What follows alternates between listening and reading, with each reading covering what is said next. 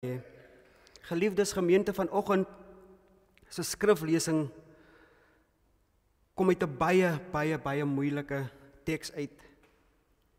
Job 19 verse 1 tot 29 en ons kerntekste van ons kernverse gaan wees verse 23 tot 27. Julle, ek gaan die hele hoofstuk lees want ons moet so ietsie hoor waar Job gegaan het en toe Bildad die tweede aanslag op Job se lewe doen en die verduideliking hoekom Job in die situasie is waar hy is.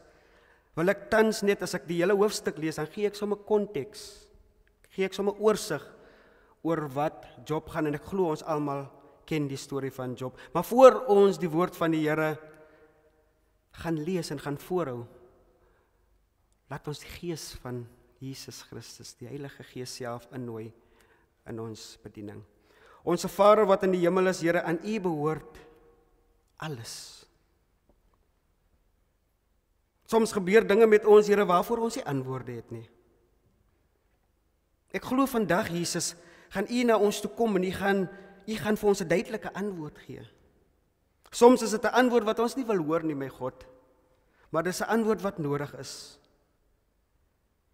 Jesus, kom seën my mond, kom seën my hart, Jesus, sodat dit wat voorgelees word en voorgehou word, Here Jesus Christus, nie van Gerald afkom nie, Here, maar dit kom direk van Jesus Christus af.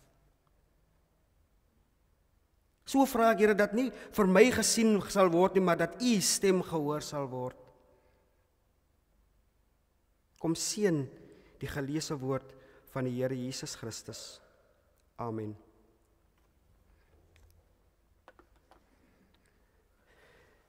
Job 1 verse 1 tot 29.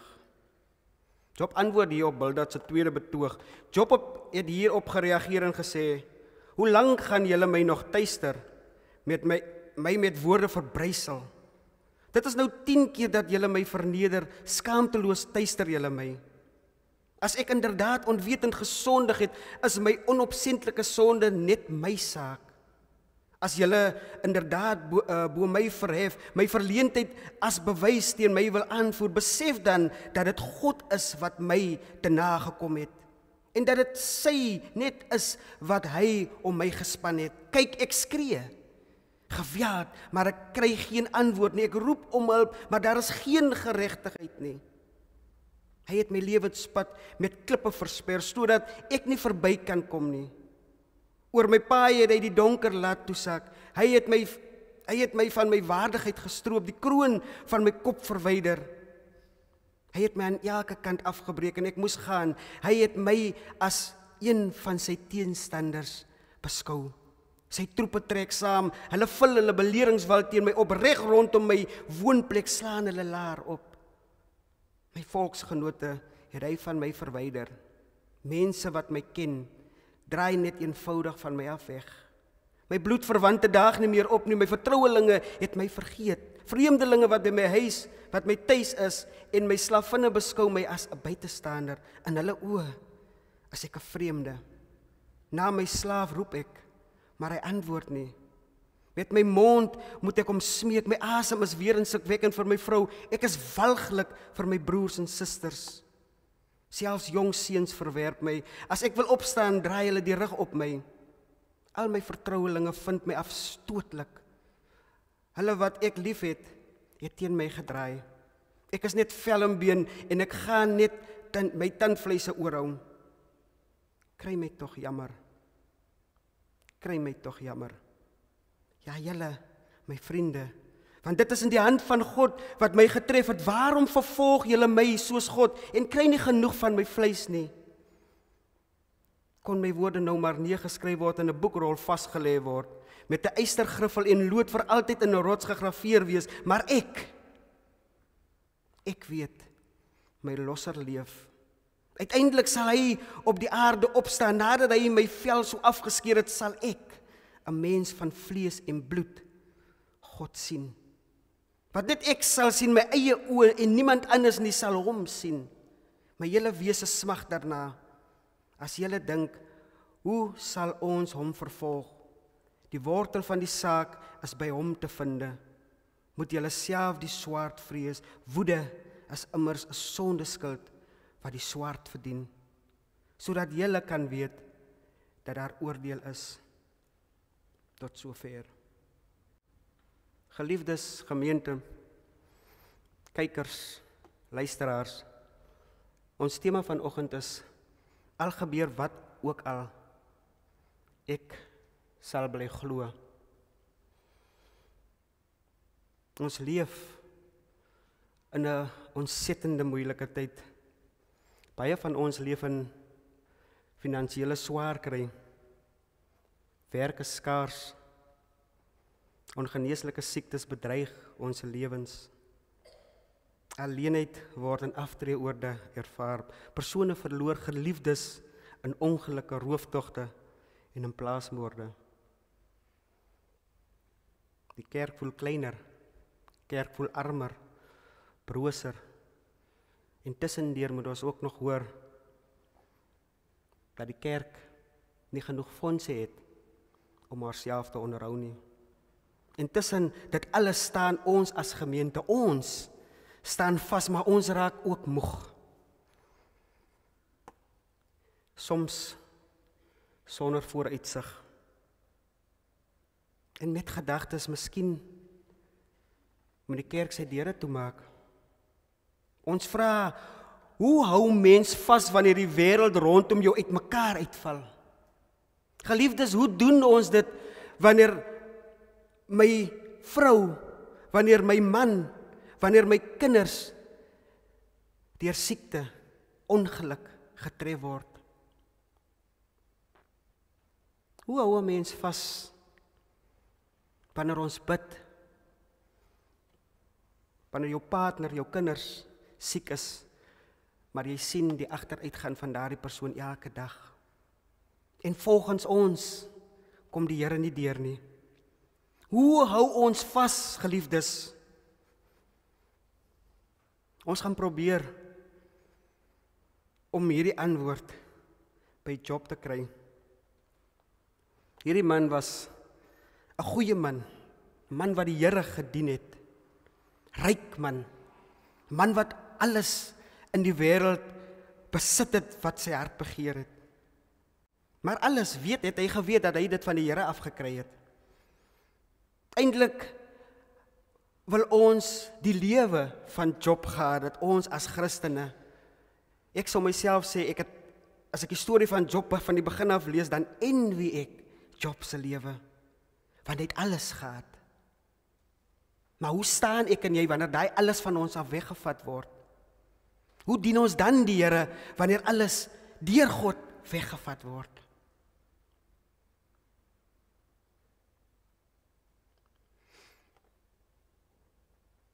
En wanneer hierdie dinge van Job weggevat word, sy plaas, sy eiendom, sy rykdom, en ek dink die hartseerste, 10 kinders,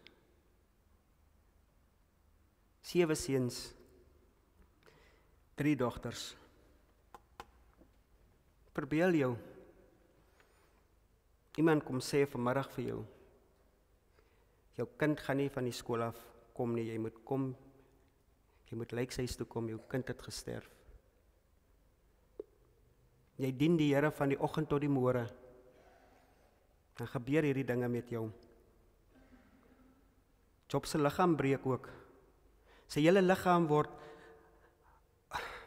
aangetast met swere. Hy krap hom stukken met potskerwe.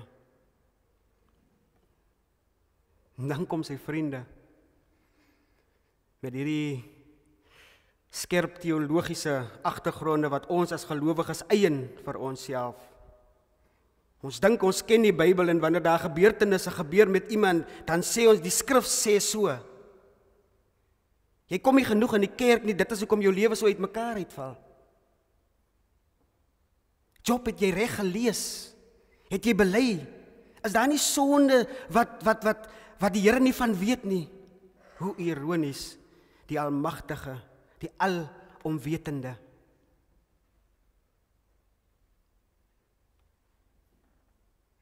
Job se vriende sê hy moet gesondig het. Dit is hoekom hy gestraf word. Dit is hoekom hy deur hierdie dinge gaan. Job weet by homself, ek wens ek was soos Job. Ek wil net nie deur die dinge gaan wat Job deurgegaan het nie. Maar Job sê vir die Here, U weet ek het geen geheime sondes nie. Ek wonder wie op hierdie aarde kan vandag sê, Here Jesus Christus, hier is ek. Ek het geen geheime sondes nie.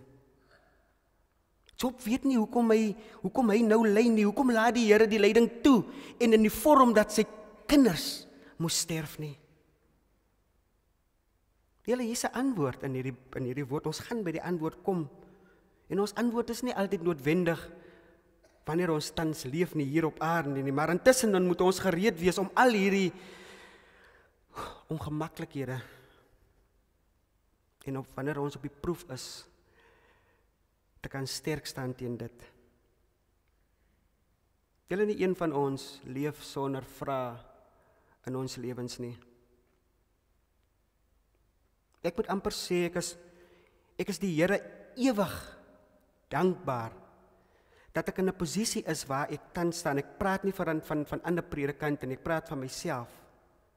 Want die Here openbaar soveel seer, soveel ongemaklikhede,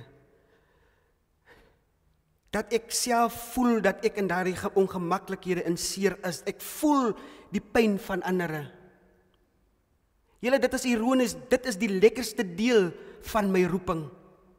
Wanneer ek kan saam sit, wanneer ek kan saam kniel, wanneer ek kan saam luister, wanneer iemand deur uitdagings, pyn en ongemak gaan.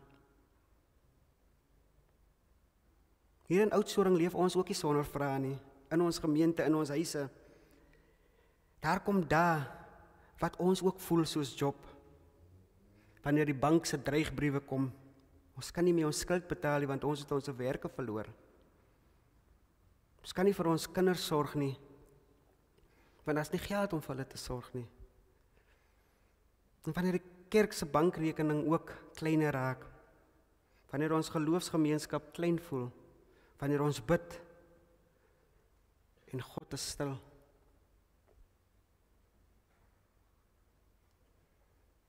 Julle, dan bly daar net een getuienis oor. En as ons tema van vandag, al gebeur wat ook al, ek sal bly glo. In Job 19, die woorde in hierdie gedeelte is die raarste geloof wat jy in die Bybel ooit sal kry. Hy sê, ek wens my woorde word opgegrafeer, word opgeskryf. Dit met ander woorde, hy wens dat die wêreld mag sien en ervaar waardeur hy gaan. Job het niks om weg te steek nie. Hy kla openlik. En hy kla teenoor God. En die Here straf hom nie daarvoor nie. Want hy sê, ek weet, my losser leef. Hy sê nie, ek hoop, my losser leef nie. Hy sê nie, ek wens, my losser leef nie. Hy sê, hy weet. Dit is nie hierdie oorwinningsopstandingsseremonie nie. Dit is 'n man wat hier sit in ashoop, sere, trane. Iemand wat sy hele gesin verloor het.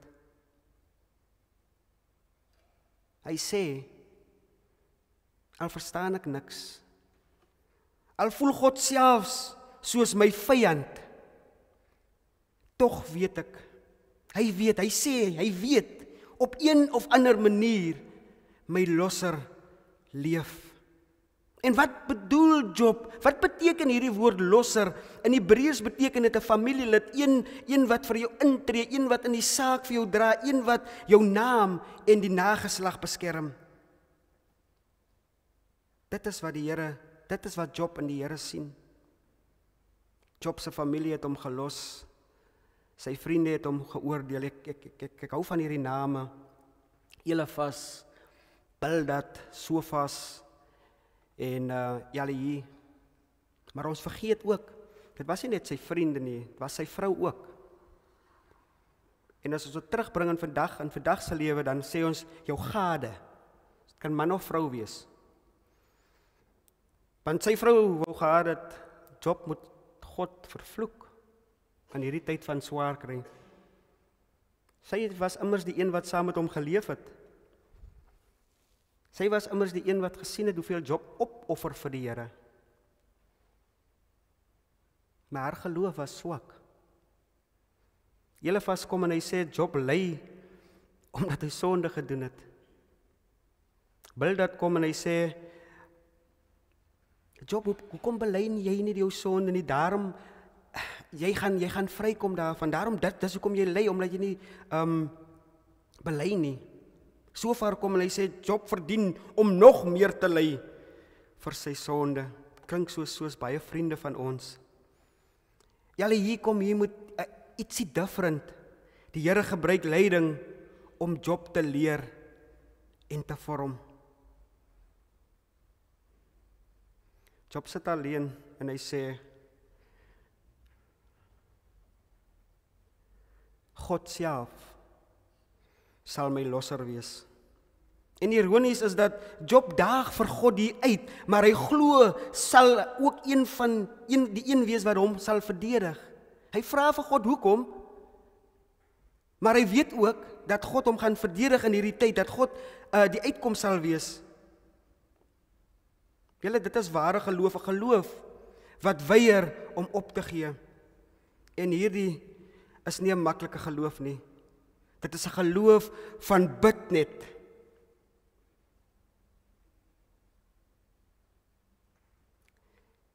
Ek korrigeer myself.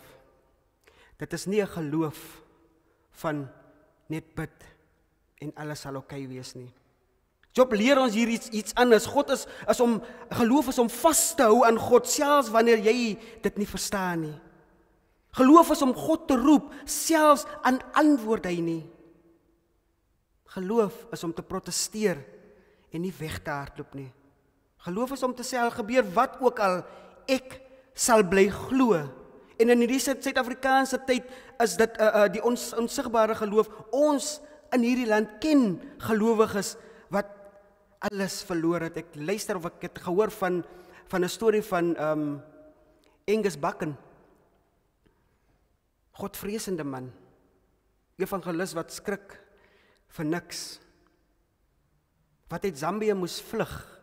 Sy rykdom en alles moes prysgee. Net om in KwaZulu-Natal te gaan swaar kry. En dan skryf hy hierdie mooi boek, Faith Like a Potato, waar hy noem, geloof is so, wanneer jy glo in God, is soos 'n aartappel wat onder die grond is, wat jy nie sien groei nie, maar jy sal die oes daarvan kry.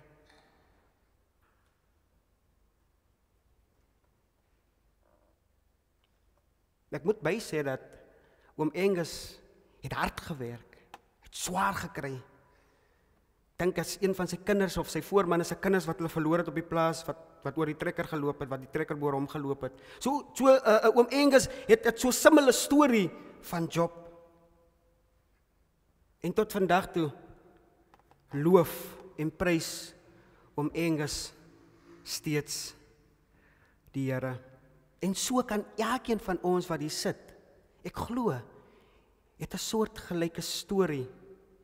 Ons wat glo in hierdie Here is nie gevrywaar van die aanslag van hierdie wêreld nie. Job se geloof is 'n geloof wat bloed sweet. Job se geloof is 'n geloof wat heil. Maar Job se geloof is ook 'n geloof wat hom nie los nie. Is amper soos in Job kan nie anders om God te vertrou en lief te hê nie, maar nou hy protesteer teen die Here Jesus Christus. Vanoggend wil ek kom en ek wil die kerk waarsku. Ons wat hier sit as die kerk van die Here Jesus Christus, my en kluis.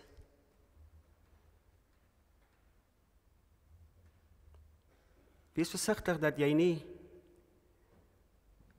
'n vrou is of 'n man is wat vir jou vrou of man sê Maar daai Here van jou kyk nie na ons nie.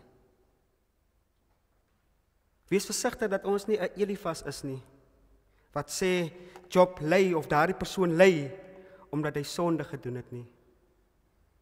Wees versigtig om 'n Bildad te wees, om te sê dat daardie persoon moet net sy sonde erken en sy lewe sal beter wees nie. Wees versigtig om nie 'n Sofar te wees wat sê dat Job verdien om nog meer te ly nie.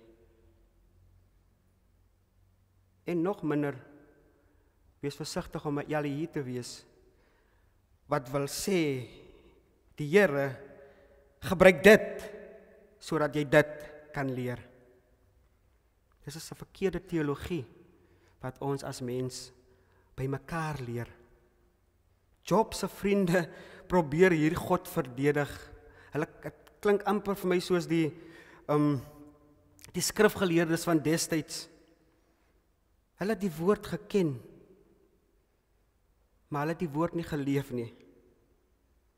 Hier wil Job se vriende vir hom maklike antwoorde gee, maar hulle teologie het nie plek vir 'n God wat stil is nie. Hulle het nie plek vir die werklike pyn nie. Hulle probleem was nie dat hulle te min van God gesê het nie, maar hulle het oor God gepraat sonder om God te ken. Ons almal ken skrifgedeeltes uit ons Bybel. Ons almal ken Psalm 23 vanuit ons Sondagskool daar. Maar het ons hierdie verhouding met die Here Jesus Christus? Verstaan ons wat die Here van ons vra vanuit die woord van hom?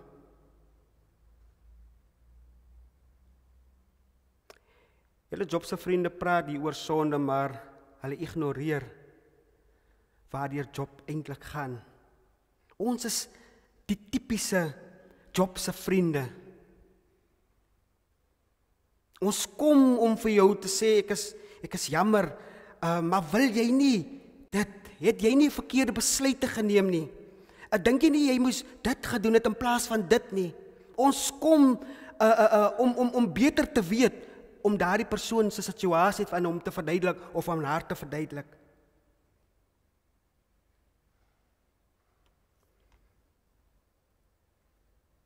Is dit nie die gevaar wat ons in die kerk het nie, om te verduidelik in plaas van om te omhels? Job leer ons, moenie jou vriend se pyn probeer verklaar nie. Geliefdes, sit met hom, sit met haar. Luister, huil saam, voel saam. Dit is nie nodig dat jy 'n persoon moet verduidelik in die krisis waarna hy kom wat hy moes of sy moes gedoen het nie. Hy of sy is daar. Hoe maak ons nou om hom te kan ondersteun of om haar te kan ondersteun? En hier praat God aan die einde wanneer Job homself verloor in rou en in vrae, en dan verskyn God. En God verskyn nie hier met teorieë nie met antwoorde nie, maar met teenwoordigheid. Dit is wat ek en u moet doen. Wanneer 'n persoon ly, wanneer 'n persoon verlies ondergaan, het sy wat daardie persoon se besluit was. Kom sit saam, ly saam, huil saam, voel saam. Moenie oordeel nie. Job sê, nou het my oog u gesien. Die teenwoordigheid van God is sy antwoord. Sjoe. As ek vandag my werk verloor het, of ek kan nie meer voorsien aan my gesin nie, of ek het 'n geliefde aan die dood afgestaan, of my huweliksmaat sien nie meer kans vir my nie, of die kerk het my verstoot.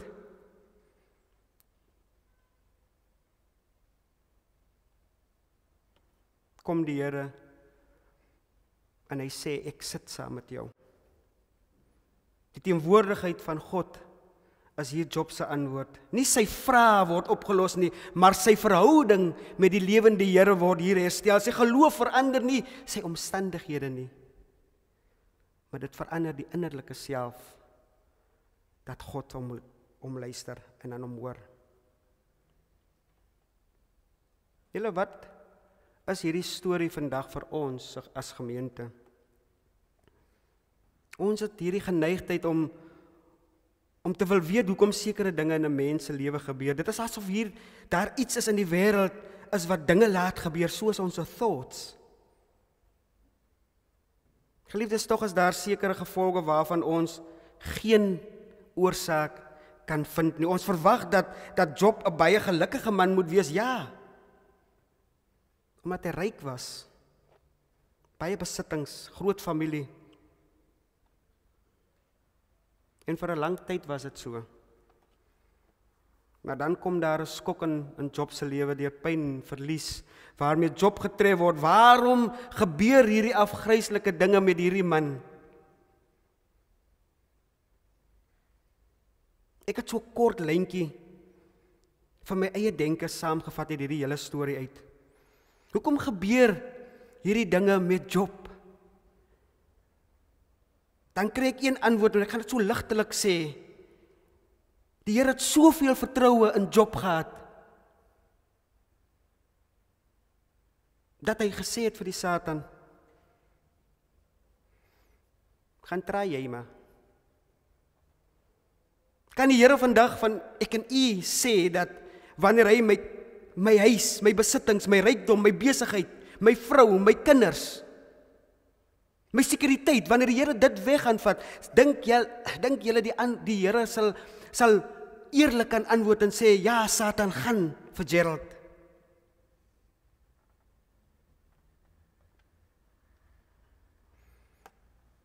Ek is nie so seker nie.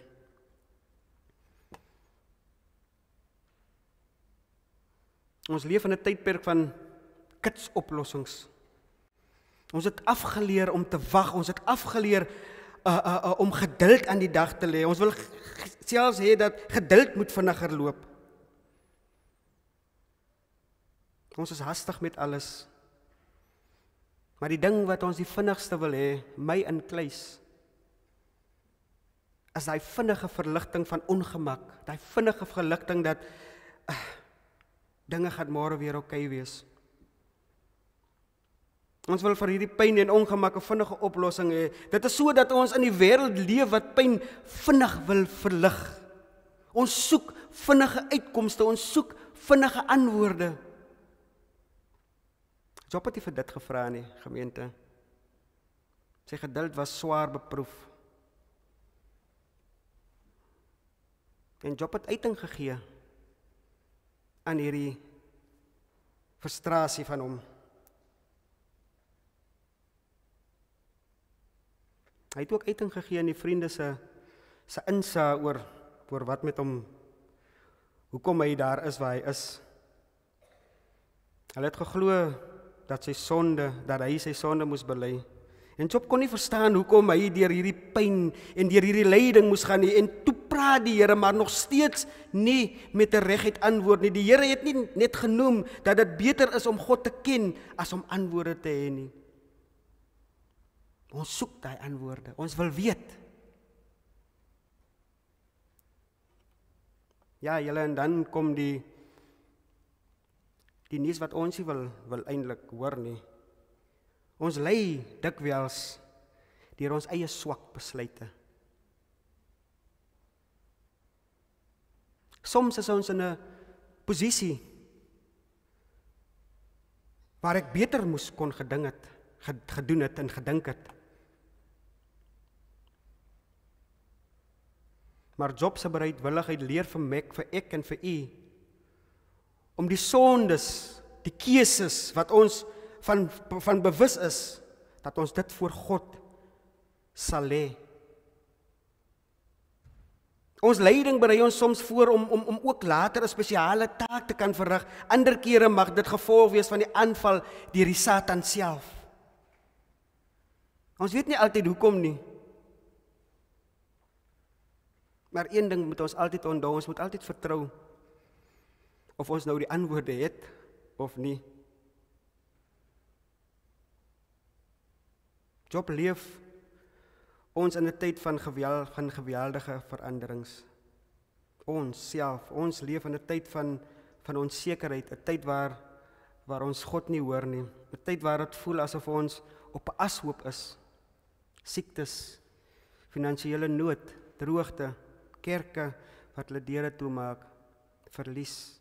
Maar die boek Job roep ons nie tot hierdie maklike antwoord nie. Dit roep ons om gemeenskap met mekaar te hê, om medelee met mekaar te hê, om deursettingsgeloof met mekaar te hê, aanbidding, selfs wanneer ons gaan deur hierdie uitdagende tye, selfs wanneer ons gaan deur hierdie donker tye. Julle, ons roeping is om vas te hou aan God, selfs wanneer God stil is. Al gebeur wat ook al, ek sal bly glo. Geloof klaar, eerlik. Nie ongeloof om pyn te benoem nie, dit is geloof om jou pyn na God toe te vat. Julle geloof hou vas sonder antwoorde. God skuld ons nie 'n verduideliking nie, maar hy gee sy teenwoordigheid soos vanoggend. God leef, geloof leef in gemeenskap soos vanoggend. Ons is nie alleen wanneer ons deur hierdie tye gaan nie. Julle, ek wil afsluit. Jesus is ons ware losser. Job se woorde kyk vorentoe. Hy verstaan nie die volle prentjie nie, maar hy sien genoeg. Hy sê, my losser leef en hy sal op die laaste vergader. Ons ken daardie losser en dit is Jesus Christus. Hy staan in ons plek, hy dra ons pyn. Hy is nie 'n God van ver weg nie, maar 'n God in vlees. Saam met ons. En vanoggend kan ek onomwonde sê, omdat hy leef, geliefdes, omdat ons Here Jesus leef, al gebeur wat ook al, ek sal bly glo. Amen. Ons Here Jesus Christus, ek dink hierdie is een van die ongemaklikste tekste om te kan oorpreek of te kan oorpraat ook, Here Jesus Christus, want hoe sê ek vir iemand wat nou honger is, dat ek vir hom nou bid, sodat hy môre sal kos het, Here? Here, open ons harte wanneer ons hierdie situasie sien, dat ons saam sal ly met dierbare Here. Dat ons saam sal honger wees, en wanneer ons saam honger is, sal ons onthou dat daar iets in my yskas of in my koskas is, om vir daardie persoon te gee wat honger is. Here, gee vir ons die verstand, sodat ons kan luister, wanneer iemand in distress is, Here Jesus Christus. Here, dat ons nie met ons eie verduideliking sal kom na hierdie persoon toe nie, maar dat ons hom sal help vanuit daardie nood, die Here Jesus Christus, indien moontlik. Here, ek bid vir ons kerk, dat ons kerk altyd, tot in die beste van sy moë, sal kan diensbaar wees aan mense daar buite, Here. Ek bid vir liefde leef, dierbare God, wat 'n fantastiese werk doen van NG Moeder Gemeente, dierbare God, aangaande barmhartigheid. Here, versterk daardie kommissie, dierbare God. Versterk die persoon wat daardie kommissie lei, dierbare Here Jesus Christus. Want uit barmhartigheid, Here, dit is waar jou groot liefde lê, Jesus. Here, wanneer ons ly, wanneer ons pyn het, wanneer ons ongemak verduur, laat ons altyd glo, ons losser leef.